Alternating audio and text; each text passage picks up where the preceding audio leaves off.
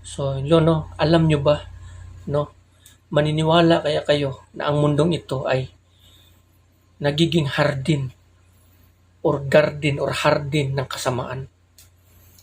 Naalala nyo yung sinabi ng ating Panginoong Hesukristo doon patungkol sa isang binhi.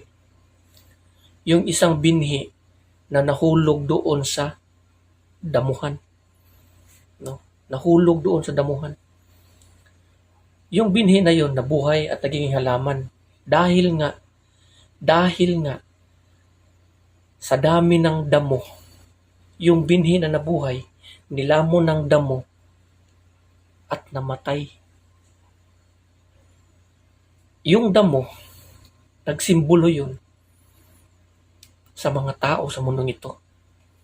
Ang kasamaan, nagahari. May mga bagay dito sa mundong ito na mali at masama, pero hindi ito kinikilala ng mundong ito na masama. Para sa kanila, matuwid ito.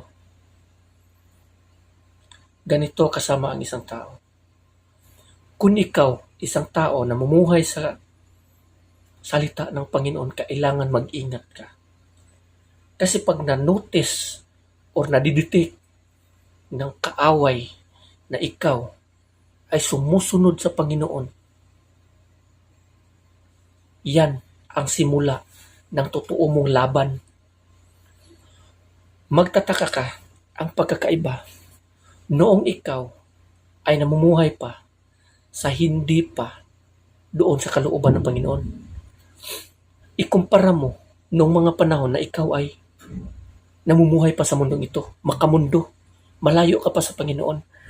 At ikumpir mo ang pangyayari ngayon na sumusunod ka na sa Panginoon. At doon mo makikita ang pagkakaiba. Ang totoong battle. Malalaman mo kung sino ang totoong ginto.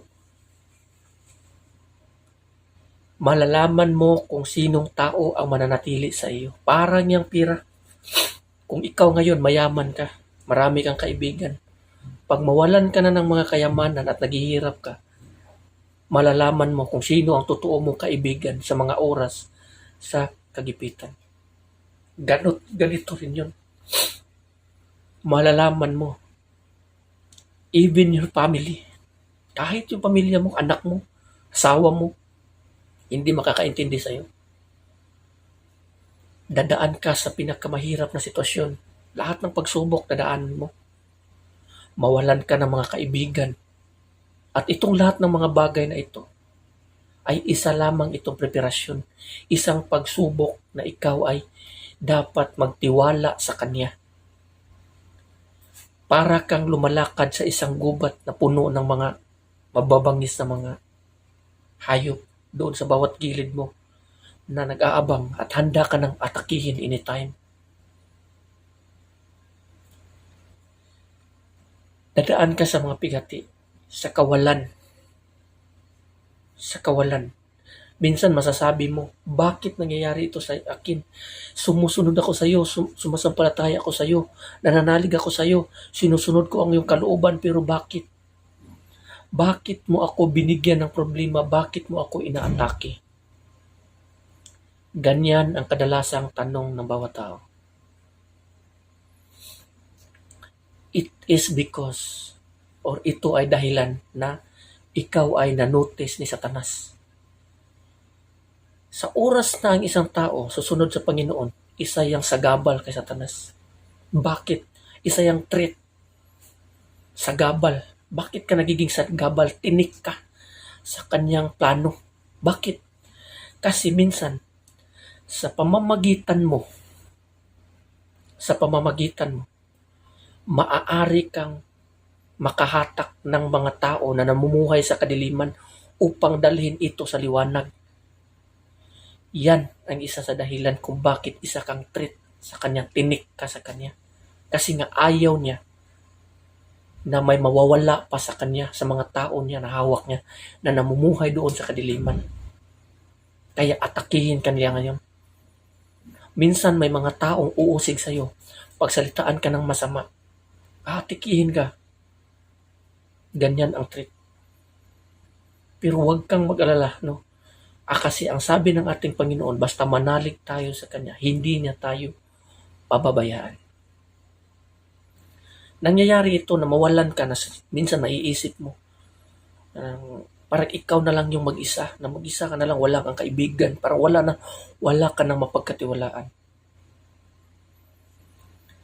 Isa itong plano ng Panginoon na hindi ka nag-iisa. Sa daming mga problema, sa daming mga atake na yung mga kaaway, lagi mong tatandaan na hindi ka nag-iisa. Yang mga bagay na yan, dadaranasan mo upang ikaw ay tatawag sa Kanya at mananalig sa Kanya. Mananalig ka sa Kanya bilang Diyos at makapangyarihan kung paano Kanya iligtas. Sa akin kasi ako, nakapagsabi ako sa mga ganito, nakapagsalita ako ng mga ganito kasi nga, naranasan ko ito. Nanalig ako, sabi ko, minsan makikita ko, dumaan ako sa mga problema. Hindi ko hinuhusgahan agad yan. Iniisip ko yan mga ilang araw, ganito, ganyan. Kasi nga, may mga bagay na yung mga problema na na-experience mo, na akala mo, problema na, lagi mong tatandaan sa huli niya, masasabi mo, tama pala yung nangyayaring bagay na yun. Kasi nga, ang resulta yun, kagandahan. Masasabi mo, maganda pala ang result kung bakit ko naranasan ng isang bagay na yun. Kaya hindi maganda na husgahan mo agad. Ang Diyos ay may piniprepare para sa iyo sa unahan. Kung maranasan mo ang mga bagay na pag-atake ni Satanas, manalig ka lamang sa Kanya. Ganon din ako. Naranasan ko mga ganitong bagay, nanalig ako sa Kanya. At doon ko na-realize na yung mga bagay na yun, mabuti pala nga naranasan ko yun. Kasi nga, doon sa unahan na experience ko, doon sa unahan, ang resulta pala doon, may inihanda ang Panginoon, ang kagandahan na mangyayari. At doon ka mapapangiti. Pero kung hindi mo maiisip yung unahan, magkakagulo-gulo ang isipan mo. Pero kung matuto kang manalig sa Kanya, maniwala ka sa akin, maganda ang resulta sa lahat. Yan ang katotohanan. No, so, kung atakihin ka ng kaaway mo, manalig ka lang. Manalig ka lang. Manalig ka lang. Kasi nga, treat ka ng kaaway mo. Kaya nga ako dati akong parang namumuhay ako sa kadiliman. Lahat ng uri ng kasamaan gawa ko. Karumihan, immorality, adultery, or ano pa man. Pero, nagsikap ako, kumbaga, para akong namumuhay doon sa ilalim ng kaputikan.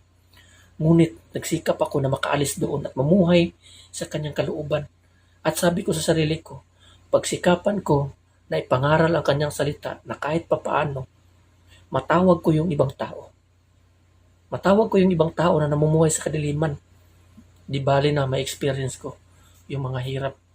Kasi sabi ko, aanin ko man tong buhay na ito. Mamamatay rin naman to. Di ba?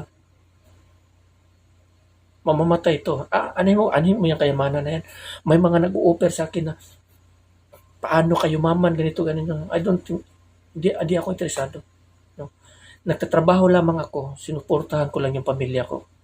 May ginagawa ako doon para sa kanila. Kasi kung darating ng araw na mawala ako, at least mabubuhay sila, mag-survive sila. Pero may nag-o-offer sa akin na ganito, parang papasukan ka na ganito. Yumaman, ganito, ganyan. Tinanggihan ko yan kasi bakit ko ilalagay yung sarili ko doon sa isang bagay na magiging busy ako. Kung magiging busy ako sa mga bagay na yun, sa paghabol ng pera, anong magagawa kong kabutihan na ikaganti ko sa aking Panginoon? Sa Kanyang kabutihan kung paano niya ako iniligtas. Sa mga panahon na namumuhay ako sa kadiliman, sa mga panahon na tinatawag niya ako. Kaya ginamit ko yung sarili ko. Tinanggihan ko yung mga offer na yon na yayaman ka, mga kikita ka ng mga ganitong kalaking halaga. Tinanggihan ko yun for the sake of preaching. Para ma-preach ako, may oras ako ng mangaral kahit dito lang muna.